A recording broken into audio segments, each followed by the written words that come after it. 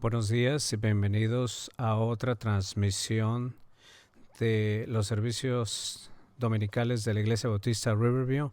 Quiero comenzar de nuevo diciéndoles que les extrañamos y les amamos y esperamos que podamos como cuerpo estar en servicios presenciales de nuevo. Esta es la Semana Santa y ha sido una pausa larga y dolorosa. Como su pastor, ha habido un momento en el que me he sentido un poquito desanimado uh, por el hecho de que este domingo iba a verse muy distinto de cualquier otro domingo de resurrección.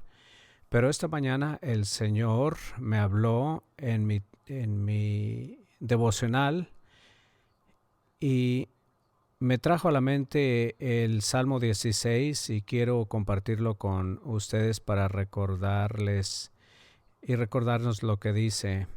Dice, me has hecho saber el camino de la vida, en tu presencia hay llenura de gozo y en tu diestra hay beneplácito por siempre. La realidad que nos muestra este pasaje es que en la presencia de Dios hay llenura de gozo. No que podría haber, no que pueda haber gozo en la presencia de Dios, o no que podamos obtener las cosas como nosotros las queremos. Si usted entiende y que el Señor está con nosotros en estos momentos, que Él nunca nos abandona, hay llenura de gozo. Y, y cuando estemos con Él, sabremos en su totalidad esa llenura del gozo. Pero hay razón para tener gozo aún hoy y comienza con su presencia.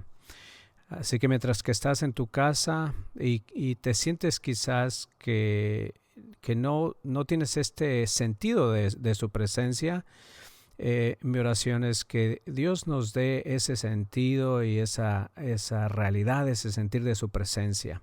Vamos a orar. Señor Santo, Padre, venimos delante de ti. Te agradecemos que tu presencia nos llena de gozo. Señor, te conocemos. Sabemos que tu Espíritu está con nosotros y tú estás con nosotros. Tu presencia está con nosotros. Y por eso tenemos gozo sin importar las circunstancias, Señor, que seamos luz y seamos testigos y que tu presencia nos da gozo. Gracias por tu presencia hoy y en los días venideros. En Cristo Jesús. Amén. Eh, Quizás ha visto los noticieros, que a pesar de nuestros mejores esfuerzos, se supone que hoy el domingo de resurrección es el día más mortal en nuestro país. Feliz día de resurrección, ¿no? No es completamente inapropiado que tengamos el día más mortal del coronavirus el domingo de Pascua. El dilema de la muerte está, de hecho, entretejido en la historia de la Pascua. De hecho, necesitamos recordar que este dilema es la razón por la cual Cristo vino. Si usted recuerda conmigo, cuando celebramos a nuestro Salvador, e incluso cuando la muerte se acerca, no es algo nuevo para el pueblo de Dios. Es algo que hemos enfrentado a través de la historia.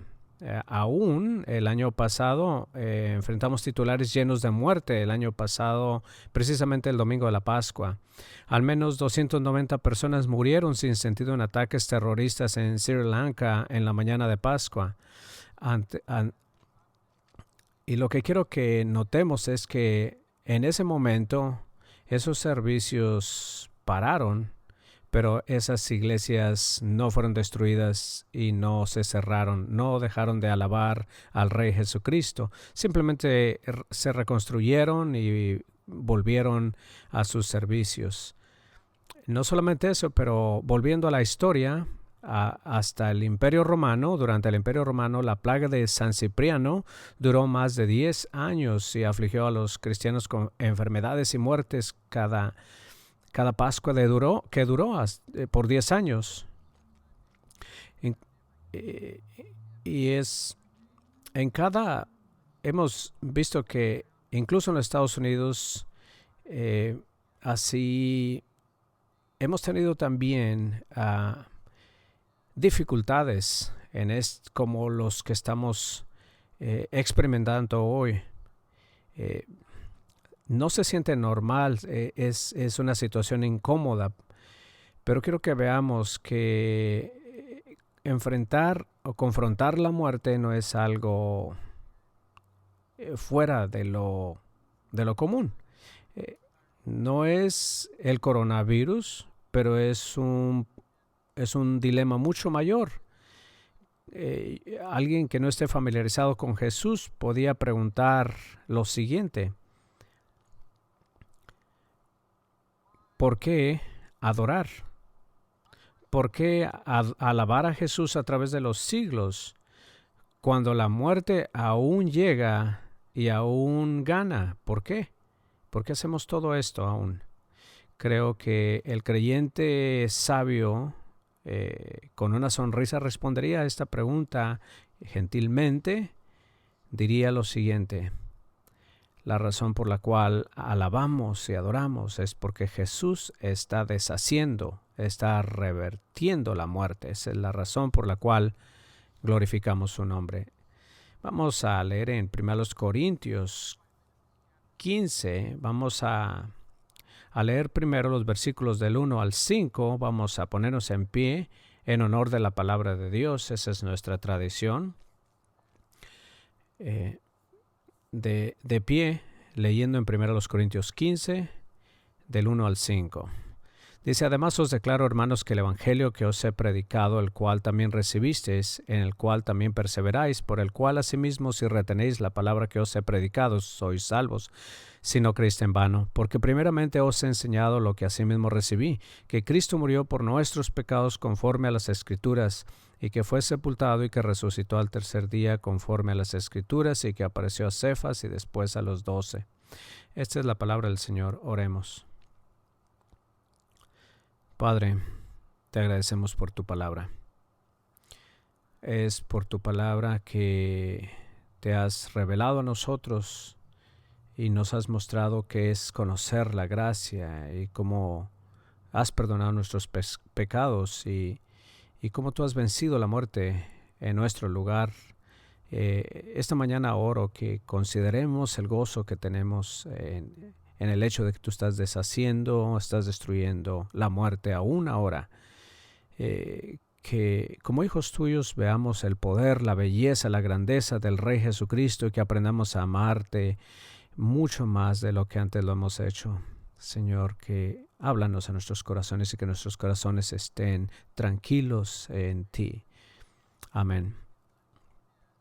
La idea principal es que Jesús está deshaciendo la muerte al resucitar, al reinar y al regresar. Vemos aquí los elementos del pasado, presente y futuro. Jesús ha resucitado, es algo que ya sucedió en el pasado. Jesús está reinando, es algo que está sucediendo hoy en el presente, pero Jesús vendrá. Eso es el futuro, es lo que usted y yo estamos esperando. Y cuando estas tres cosas sean terminadas, la muerte será finalmente destruida. Y eso es lo que queremos meditar en esta mañana. Vamos a comenzar con el pasado. Jesús está deshaciendo, revertiendo la muerte en su resurrección. Vamos a leer los versículos del 1 al 5. Pero el corazón del asunto está en los versículos del 3 al 4. Vamos a leer estos dos versículos. Porque primeramente os he enseñado lo que asimismo recibí, que Cristo murió por nuestros pecados conforme a las Escrituras, y que fue sepultado y que resucitó al tercer día conforme a las Escrituras. Vamos a pausar allí. Los teólogos dicen que estos versículos, el 3 y el 4, son quizás el mejor bosquejo del Evangelio jamás antes escrito. Que Pablo en estos dos versículos resume los más precisos y concisos puntos del Evangelio que jamás se hayan escuchado. Le animo a que subraye estos versículos porque Pablo nos ofrece una claridad maravillosa de lo que significa, de lo que es el Evangelio. La primera frase de 4 frases es en el orden de prioridad. Dice, cuando Pablo dice que estas cosas, dice, hay una sola cosa que importa más en esta vida, y es este mensaje de que Jesús murió y Jesús resucitó de acuerdo o en conformidad a las Escrituras, de acuerdo a las palabras de los profetas. Y esto es lo que tiene que ser primero, no solamente en su vida, pero en la vida de los creyentes hoy, en este día. Es Jesús, es su resurrección por nosotros, lo que debemos de considerar como una prioridad de nuestras vidas. Yo creo que usted conoce bien la historia. Jesús, un carpintero galileo, que realizó muchos milagros y que se convirtió en la persona más famosa que jamás haya vivido en la historia. ¿Ese es el panorama general de Jesús? No, ese no es el panorama general. La gran historia no es la gran historia de Jesús no es que él fue un rabino. La gran historia no es que él fue un gran maestro. No es que hizo milagros y que haya caminado sobre el agua. Ni siquiera es que le hayan matado en una cruz romana. Si te das cuenta, al echar un ojo a la historia, muchos en el pasado murieron en una cruz romana. Otros han intentado hacer milagros, otras personas han enseñado enseñanzas filosóficas maravillosas, pero no nos equivoquemos. Jesús realmente hizo todas esas cosas en la historia.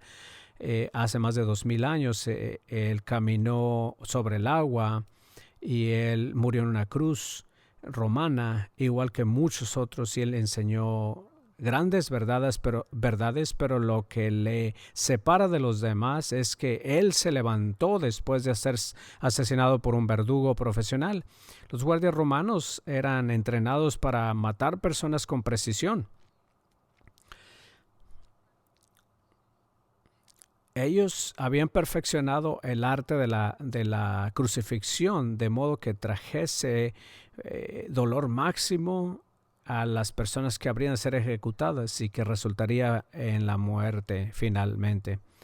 Así, entonces, como los romanos ejecutaban a través de la crucifixión, eran meticulosos, eran cuidadosos de cómo lo hacían, y lo hacían con mucha precisión y entrenamiento. En la vida de Jesús sabemos que sucedieron cosas, y en la muerte de Jesús sucedieron cosas que no sucedían con otros sacrificados. A otros, a la mayoría les rompían los huesos para que el proceso de asfixia se acelerara. Pero cuando los soldados llegaron para romper sus huesos, él ya había muerto. Y ellos clavaron una lanza para asegurarse que estaba muerto. Pero no nos enredemos en estas ideas de que el mundo ofrece acerca de su posible muerte. No fue posible muerte. Él realmente murió. Él estaba muerto en esa cruz y después completamente muerto en esa tumba. Pero 3 días después él se levantó de esa tumba. ¿Por qué? Porque Jesús no era un hombre ordinario.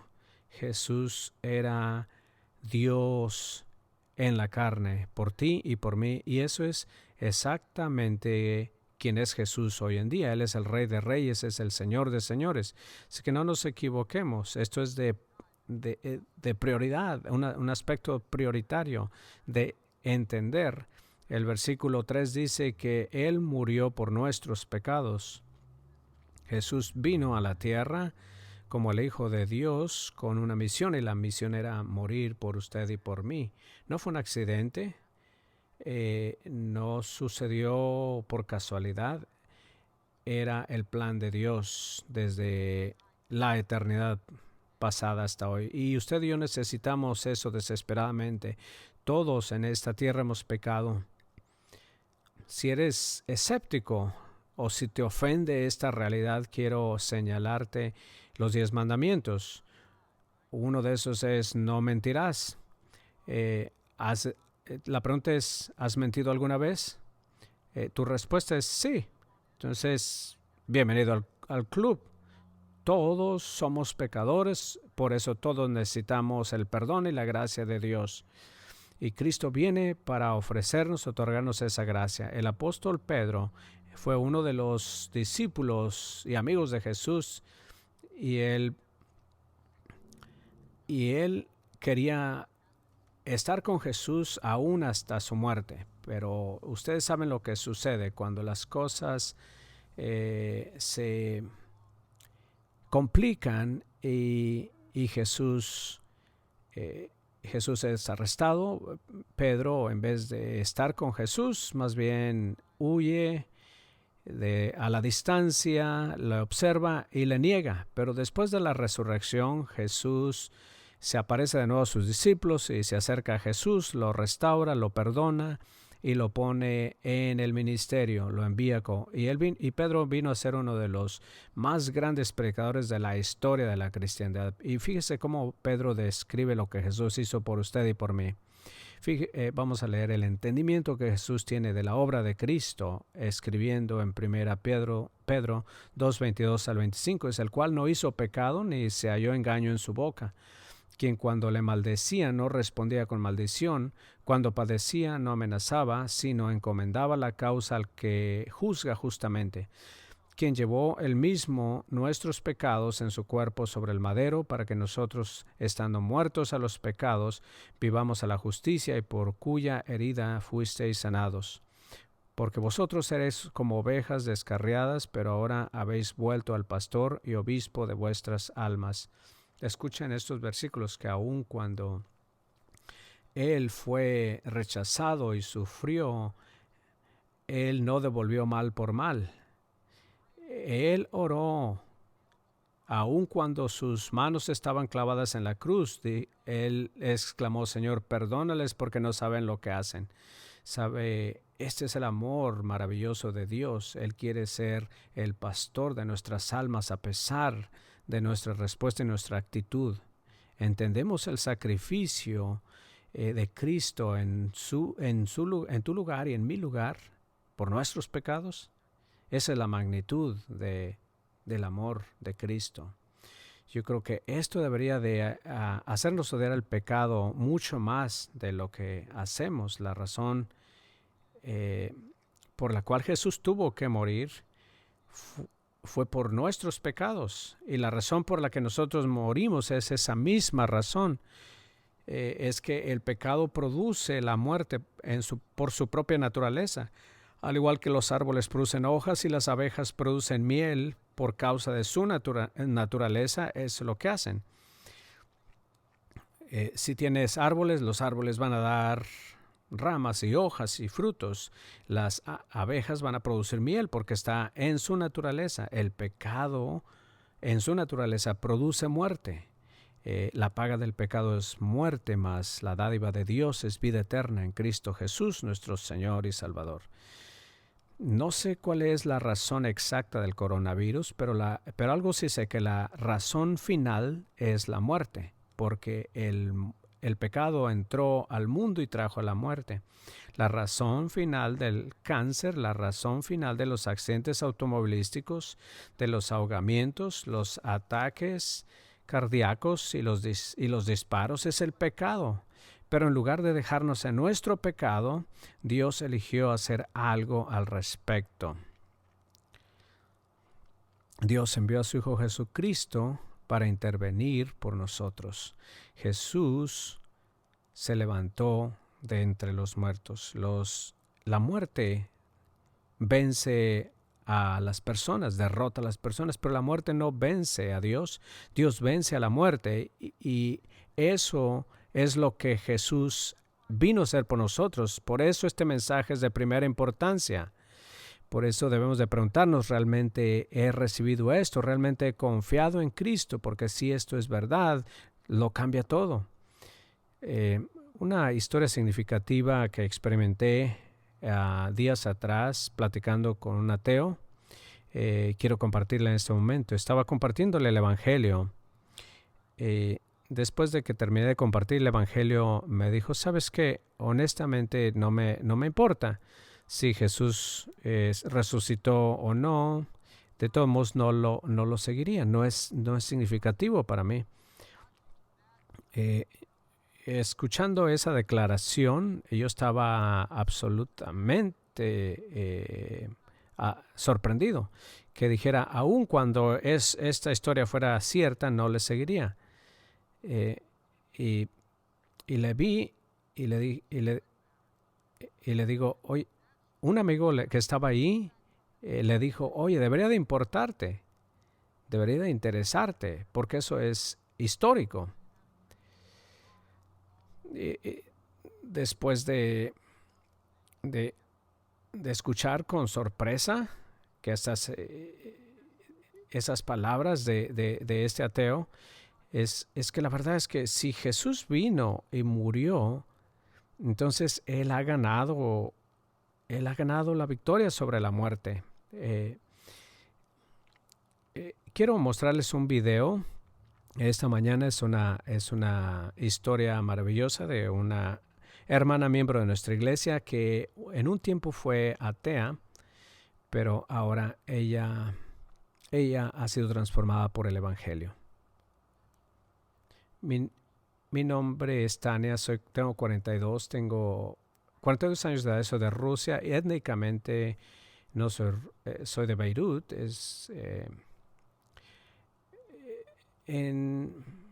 más bien en la provincia de Siberia.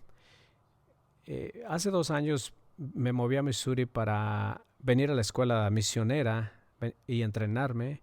Comencé a asistir a la iglesia Riverview y me encantó la gente y decidí quedarme aquí. Hace un año me hice miembro de la iglesia. Mi familia en Rusia no son cristianos. Mi padre es un ingeniero en electricidad. Mi mamá es ama de casa. Tengo 2 hermanos, una hermana, pero yo siempre sabía que mis padres me amaban. Muy segura estoy de eso. Pero como les decía, ellos no son cristianos, pero en Rusia se enseña que no existe Dios. Eso lo escuchas desde el kinder y en todo el currículo escolar está fundamentado en la evolución. Entonces empiezas a dar por hecho de que Dios no es real. De hecho, yo me sentí orgullosa de ser atea porque pensaba que aquellos que creían en Dios eran menos educados, gente ignorante.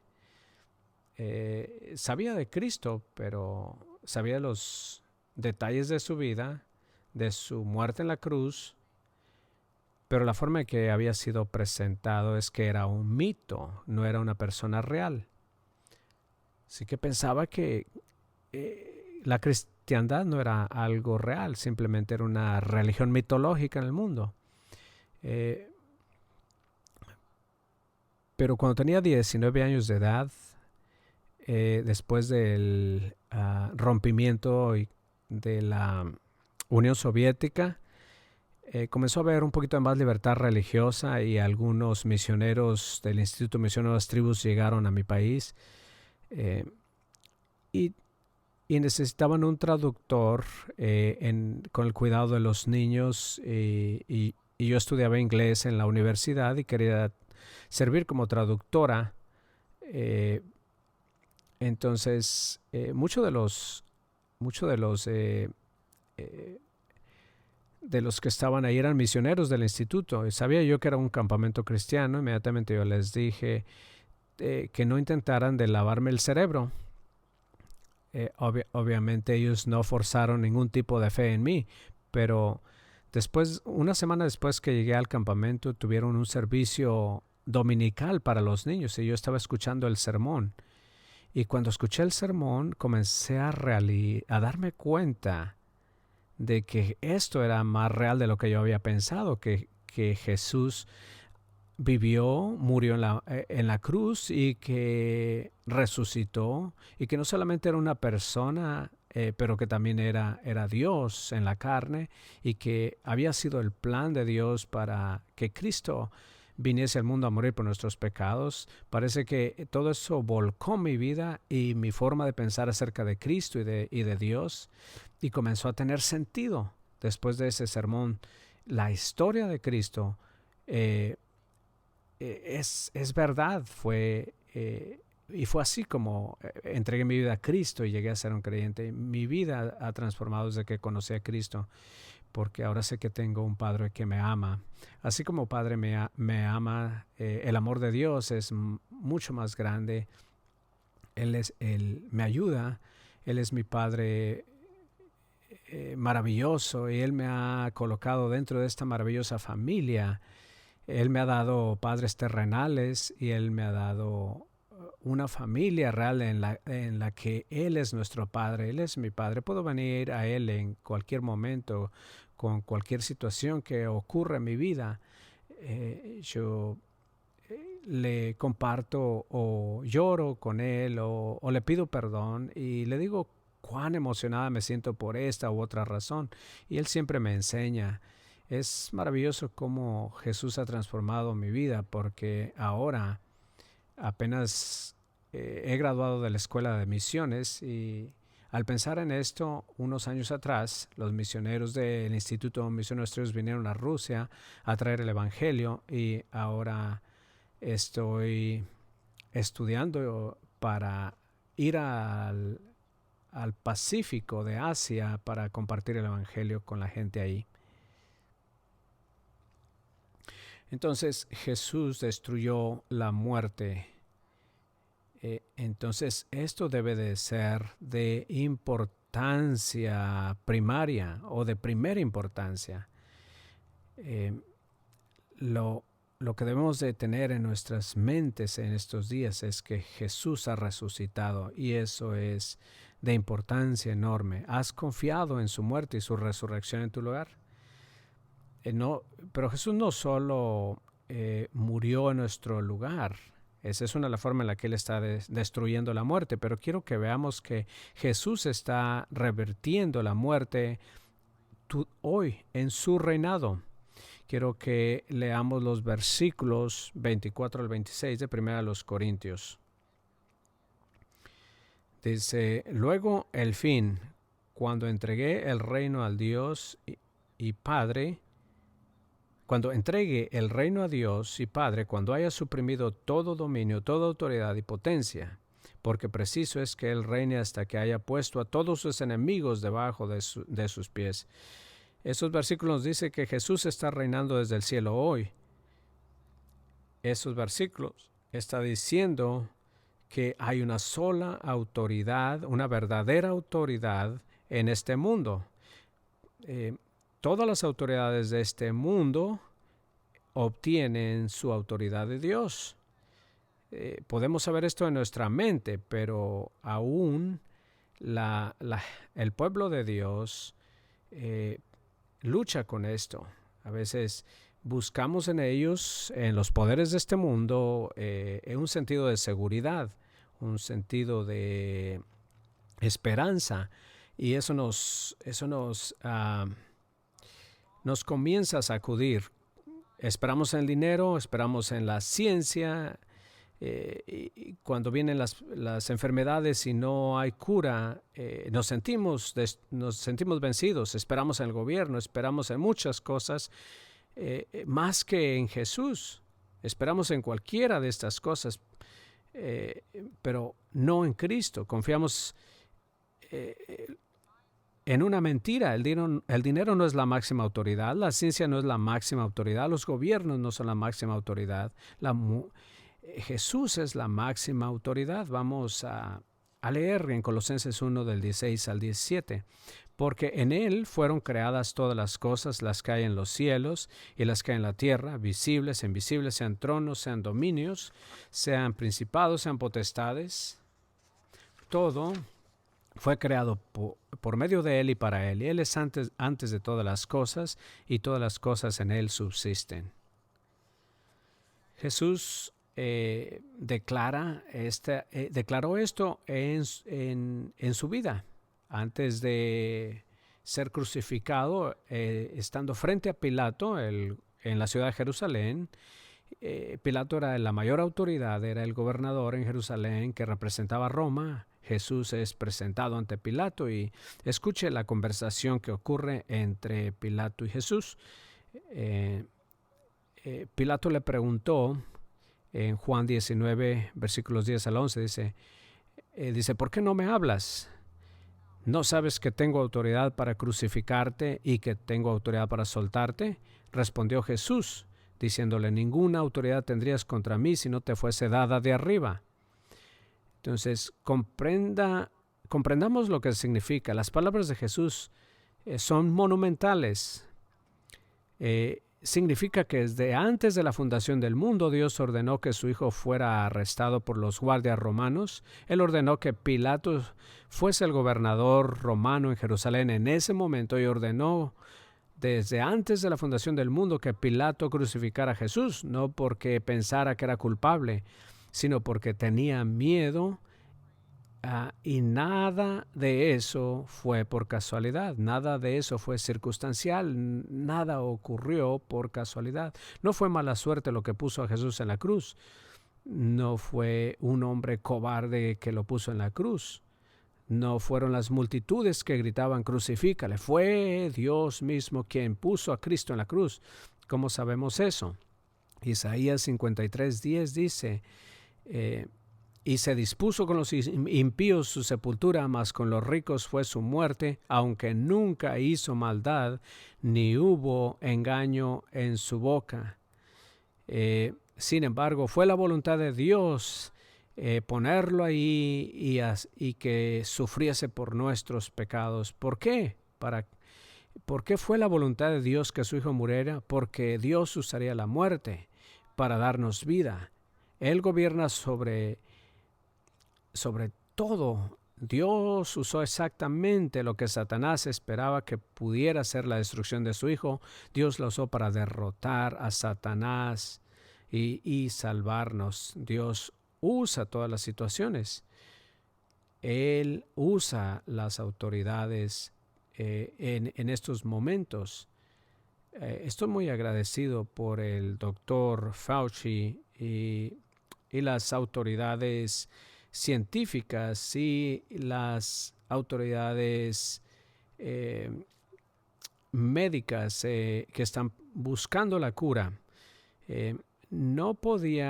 Si ellos logran encontrar la cura, no es porque está bajo su autoridad, sino porque es algo que el Señor les está dando y al final de cuentas les vendrá de parte de Dios mismo. No va a ser en un momento antes, sino un momento después. Tenemos esperanza, tenemos paz hoy porque Dios está con nosotros, porque Él reina hoy y aquí. ¿Confías en esto? Esto es lo que nos sostiene. 1 Corintios 15:26 dice que la muerte es el enemigo final o la autoridad final que será destruida. La respuesta es que Jesús está reinando. A la pregunta, ¿por qué los cristianos adoran a Jesús a pesar de que no nos rescata inmediatamente de la muerte? Porque Él está reinando. Él reina sobre la muerte hoy y nos rescata de lo peor. El gran dolor de la muerte no es físico, el gran dolor de la muerte es su finalidad, es el cese de una vida, pero si conoces a Jesús, cuando mueres físicamente, tu vida apenas comienza. El dolor de la enfermedad, el dolor real, de la muerte es la separación de Dios. Si tú conoces a Jesús, tú estarás viviendo la eternidad y estarás comenzando a vivir. En Juan 11:25 dice lo siguiente, hablando a Marta y a María, después de que Lázaro había muerto, Jesús le dijo: yo soy la resurrección y la vida, y el que cree en mí, aunque esté muerto, vivirá. Y todo aquel que cree nunca, en estas palabras, nunca morirá. ¿Sabe lo que está diciendo? Está diciendo: la muerte física vendrá, pero el final, el alma no muere. Si tú conoces a Cristo, la muerte no destruye el alma, aun cuando tu cuerpo cese, aun cuando el pulso de la vida cese, tú puedes vivir la eternidad con Cristo. ¿Puedes confiar en eso? ¿Crees esto? Quiero que también veamos algo más. Jesús está deshaciendo la muerte en su regreso. Y así es como vamos a cerrar nuestro tiempo, de que Jesús está revirtiendo, deshaciendo la muerte en su regreso. Vamos a leer los versículos 51 al 57 de 1 Corintios 15. Y esto es lo que estos versículos dicen.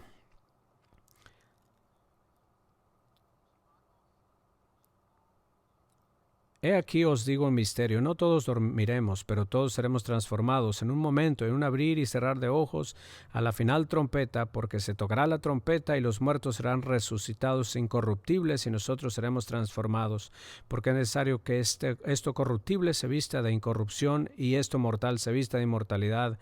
Y cuando esto corruptible se haya vestido de incorrupción y esto mortal se haya vestido de inmortalidad, entonces se cumplirá la palabra que está escrita: sorbida es la muerte en victoria.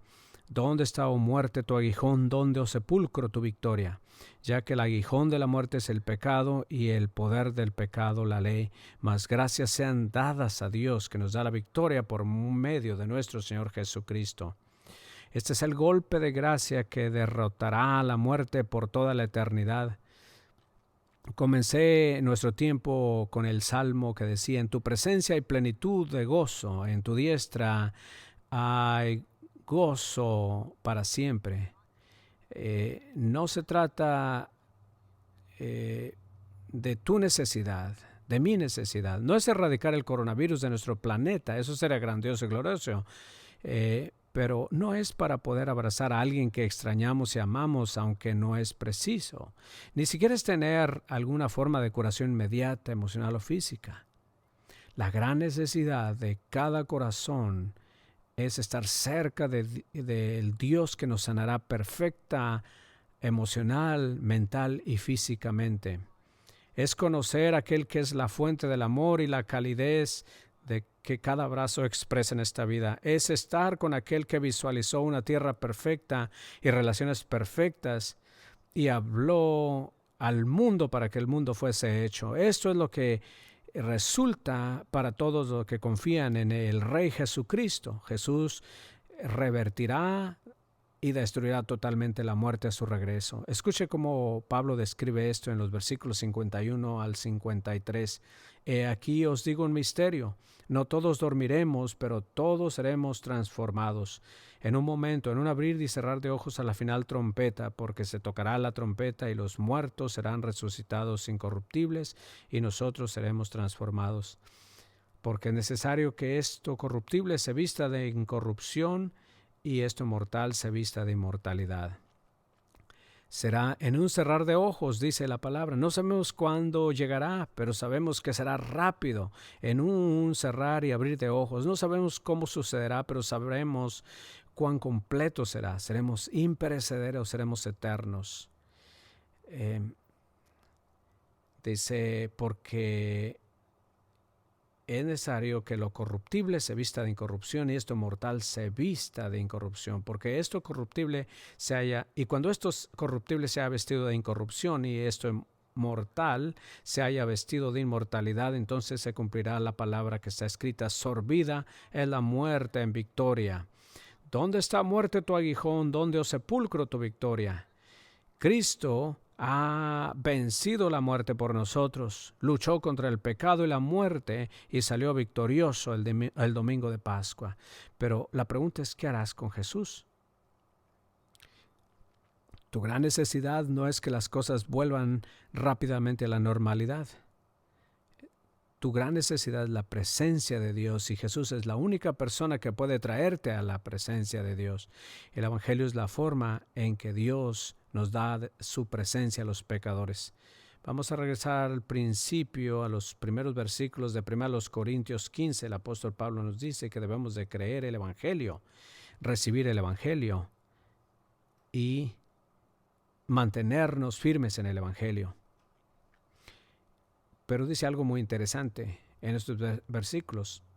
Dice, a menos, o si es que no creíste en vano. Creo que la palabra vana es que es el error que muchos americanos y seres humanos cometemos. Todos creemos que quizás muchos creemos que Jesús fue una persona real, que compartió grandes enseñanzas, pero hasta ahí. Podemos creer en vano, podemos saber acerca de Dios, pero una cosa distinta es conocer a Dios personalmente.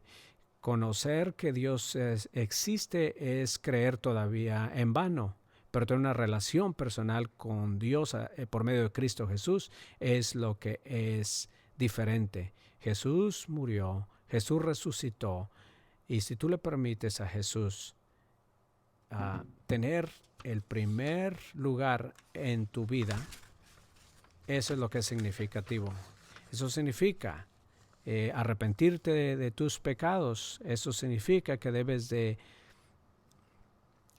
confiar en Él y que sabiendo que Él es suficiente para llevar tus pecados a la cruz y salvarte de la condenación. Si tú haces estas cosas, amigo, tú puedes conocer el amor y la vida por la cual tú has sido creado. En este lado de la eternidad no es perfecto, pero Jesús está revirtiendo, está destruyendo la muerte en su resurrección, en su reino actual, y la destruirá completamente en su regreso. Oremos. Padre Dios, venimos delante de ti, te agradecemos por tu grande amor para con nosotros. Señor, gracias de que tú has resucitado, estás reinando, Señor, y tú vas a regresar un día. Permite que estas cosas nos llenen de esperanza, no importa las circunstancias ni lo que traiga el mañana. Queremos regocijarnos en el hecho de que nada puede separarnos del amor de Dios en Cristo Jesús. Si alguien en su hogar que está escuchando no ha confiado en Cristo, que este sea el día que se arrepientan de sus pecados y depositen su confianza en todas estas cosas que de tu palabra hemos hablado, y que te reconozcan como el Rey Jesucristo de sus vidas. En nombre de Jesús oramos. Amén. Si este mensaje te ha hablado y has reconocido que Jesús es el Rey, te invitamos a que respondas al Evangelio, y queremos que aún en este momento tú puedes responder por un mensaje directo a la Iglesia Bautista Riverview en Facebook o en el sitio web. Si estás viendo esta transmisión esta mañana, puedes enviar un mensaje directamente al equipo pastoral de la Iglesia Bautista Riverview. Dios te bendiga y que puedas experimentar su presencia en esta Semana Santa.